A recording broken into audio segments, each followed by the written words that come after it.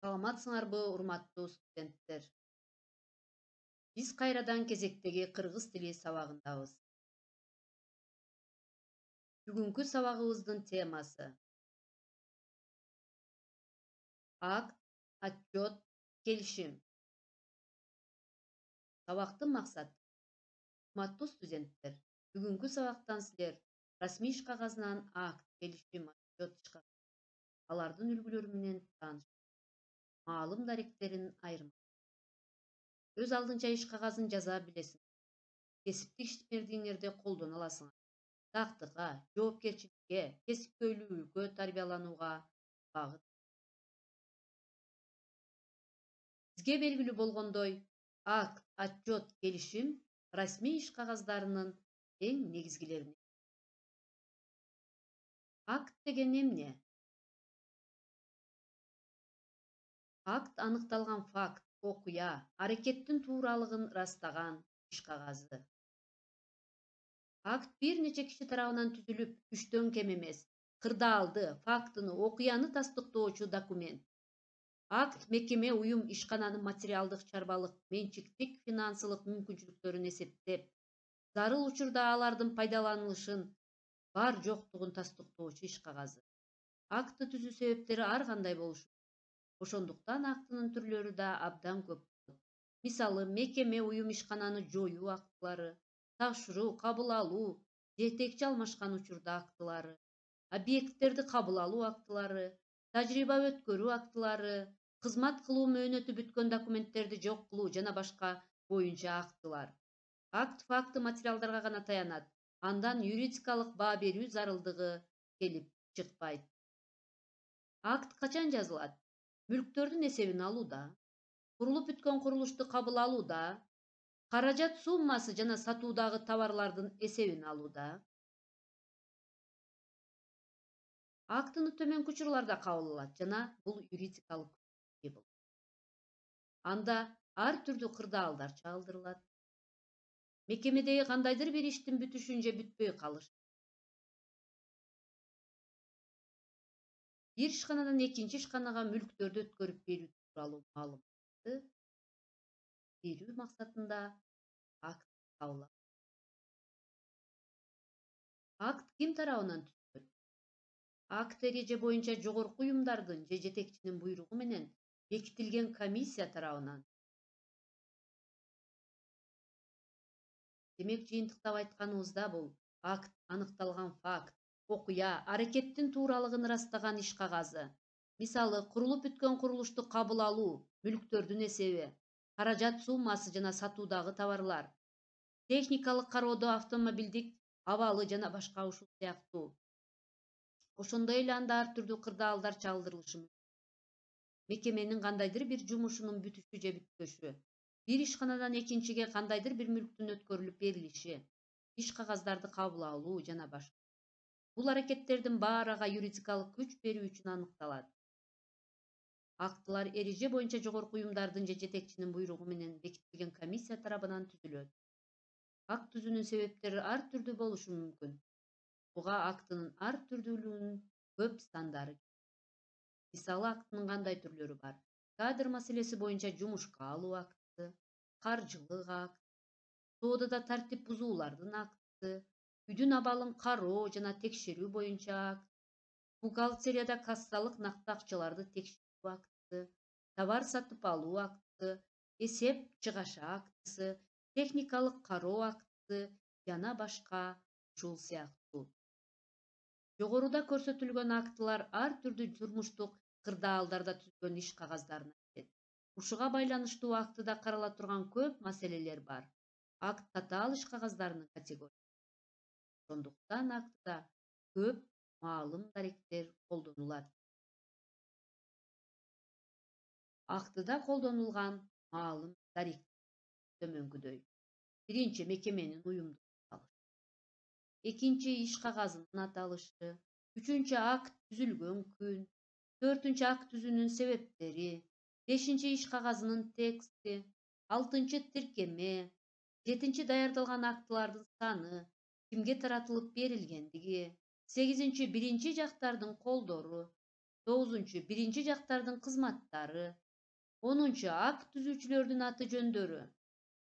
11. Экинчи жактардын кызматтары. 12. Экинчи жактардын колдору. 13. Экинчи жактардын аты жөндөрү. 14. Күбөлөр алфавит. 15. Күбөлөрдүн колдору. 16. Күбөлөрдүн аты жөндөрү. 17. Актылардын бекитилгендиги жөнүндө белги.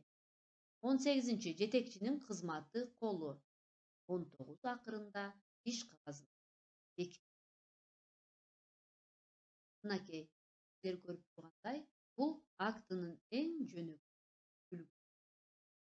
Эми дагы бир расмий иш кагазынын бир түрү болгон отчет. Отчет бул пландаштырылган иштердин, берилген тапшырмалардын аткарылышы, кызматка жана илимий изилдөөгө байланыштуу иш сапарлардын жыйынтыгы тууралуу иш кагазы. Отчет кызматкер же жооптуу комиссиянын төрагасы мүчөлөрү тарабынан жетекчинин наамына жазылат. Отчетто аткарылуучу иш, аны аткарууда эмнелерге көңүл бурулганы, эмнелер аткарылбай калганы, кандай кемчиликтерге жол берилгени, эгер иш аткарылбай калса аткарылбай калышынын себептери, кемчиликтерди жоюунун жолдору сунушталат. Мазмуну боюнча отчет мезгилдүү иштер иш сапары жана атайын тапшырма отчеттору болуп бөлүнөт. Мисалы, атайын тапшырма отчету. Мекеме жетекчилиги адистиги башка бир мекемеге кандайдыр бир өндүрүштүк жагдайды үйлөнүп келүү боюнча иш сапарына жиберет. Ушундай максат менен иш сапарына барган адис же кызматкер мекеме жетекчилигине атайын тапшырма отчетун тапшыруусу зарыл. Атайын тапшырма отчетунда жетекчилик тарабынан адиске тапшырылган милдеттер кандай чечилгени конкреттүү сыпатталып берилиши керек. Аткарылбай калган милдеттердин себептери көрсөтүлөт. Атайын тапшырма отчетунун реквизиттери төмөнкүдөй схема боюнча жайгашат. 9. Маалым дарек.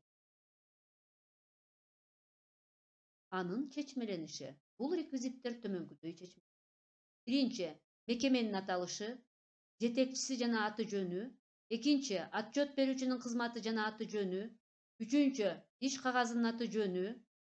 Төртүнчү, текст. Бешинчи, тиркеме, эгер болсо. Алтынчы, отчет берүүчүнүн кызматы. Жетинчи, отчет берүүчүнүн колу. Сегизинчи, отчет берүүчүнүн аты жөнү. Тогузунчу, отчет даярдалган дата. Бул атайын тапшырма отчетунун үлгүсү. Ушул негизде жазылат. Маалым даректери.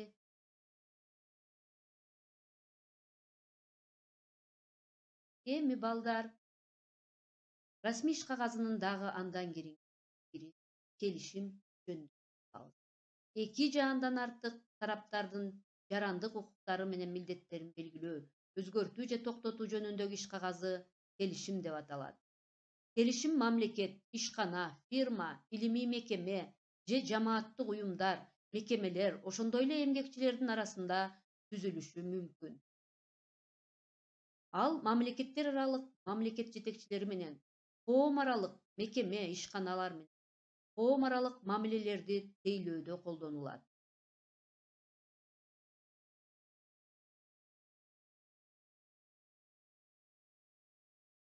Демек, келишимдер, эл аралык келишимдер мамлекеттер арасында, уюмдар арасында, ошондой эле жарандар ортосунда болушу мүмкүн. Аларда расмийлүүлүктүн белгилери басымдуулук кылат. Ал канча тараптуу болсо, ошончо тилге которулуп, бардыгы бирдей күчкө ээ болот.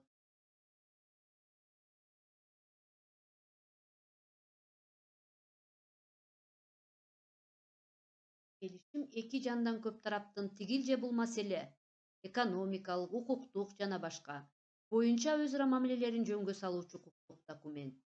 Келишим жарандардын ортосунда, жаран менен уюмдардын ортосунда, мекеме, уюм менен башка мекеме, уюмдардын ортосунда түзүлүшү мүмкүн. Эмгек кодексине ылайык эмгек келишими бир жолку аткарылуучу ишке 1 жылга, 5 жылга түзүлүшү мүмкүн. Ал эми иштин мүнөзүнө карай келишим ар түрдүү болушу мүмкүн. Мисалы, ижара келишими, кызмат көрсөтүү келишими, жеткирип берүү келишими, эмгек келишими жана башка. Келишим көбүнчө атайын даярдалган бланкаларда ушундай үлгүдө керек учурда нотариустан тастыкталат. Эмгектик макулдашуу келишимине токтоло турган болсок, анын маалым даректери төмөнкүдөй. Биринчи, иш кагазынын аты, экинчи, келишим даярдалган мекеме, үчүнчү, келишим даярдалган күнү, айы, жылы, төртүнчү, келишим түзүүчүлөр жөнүндө кыскача маалыматтар, бешинчи, буйртмачынын милдеттери, алтынчы, аткаруучунун милдеттери, жетинчи, аткаруучунун эмгек акысы, сегизинчи, иш процессиндеги талаш тартыштардын чечилиши, тогузунчу, тараптардын даректери, паспорттук маалыматтары, онунчу, буйртмачынын кызматы, 11-нчи, буйртмачынын колу, 12-нчи, буйртмачынын аты жөнү, 13-чү, аткаруучунун кызматы, 14-чү, аткаруучунун колу, 15-нчи, аткаруучунун аты жөнү. Урматтуу студенттер, биз силер менен бүгүн отчет, келишим, акт деген расмий иш кагаздарынын түрлөрү менен тааныштык. Маалым даректерин билдик, үлгүлөрүн менен тааныштык, маалымат. Эми биз сабагыбыздын бышыктоо бөлүмүнө. Сабактын бышыктоо бөлүмү төмөнкүдөй тапшырма. Келишим иш кагазына тиешелүү болгон канцеляризмдердин туура катарын белгиле. Силерге мындай канцеляризм сөздөр керек. Биринчи, угулду, сөзгө чыкты, отчет берди. Экинчи, жарандардын ортосунда аткаруучунун эмгек акысы, мекеменин ортосунда шарттары каралды. Үчүнчү, келишим, отчет, жарыш сөзгө чыкты, маалымат берди. Төртүнчү, кен чыкты, келишим түзүлдү, суралды, токтом кылды. Ушул канцеляризм сөздөрдүн кайсынысы келишим иш кагазына тиешелүү, кайсы катар? Ошону көрсөтөсүң. Демек, экинчи катардагы жарандардын ортосунда аткаруучунун эмгек акысы, мекеменин ортосунда шарттары каралды деген сыяктуу канцеляризмдер келишим иш тиешелүү. Кийинки тапшырма. Төмөндөгү отчеттун туура эмес үлгүсүн редакциялеп, туура үлгүсүн жазгыла. Мына силерге отчеттун таанышып чыккыла туура эмес үлгүсү берилди. Ушуну редакциялеп, туура вариант жазып чыгабыз. Мына бул берилген текстте кайсы жерлерден ката жазылды? Кайсы реквизит? Урматтуу деп жазды. Отчетту Аматбековдун сиздин тапшырууңуз боюнча айын, датасын жазганда бул жерлерде ата. Демек, аны биз редакциялегенде атайын тапшырма отчету туура варианты ушундай. Эсиңер түйүп ал. Силерге белгилүү расмий иш кагаздарын, дегеле бардык иш кагаздарын тилинде эмоцион жолдойт. Так, дана. Демек, иш кагаздар эң.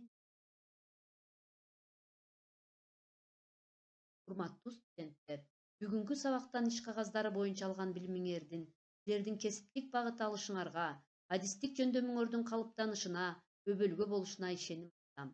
Алган маалыматтарыңар кийинки сабакта кызмат каттары, маалым кат иш кагаздарын үйрөнө баштаганда алардын айырмачылыгын даана ажырата билүүгө өбөлгө болот. Урматтуу студенттер, иш кагаздары боюнча билимиңерди дайыма бышыктап тургула. Алар силердин турмушуңарда, кесиптик чөйрөңөрдө өтө керектүү. Кийинки сабактардан көрүшкөнчө саламатта болгула.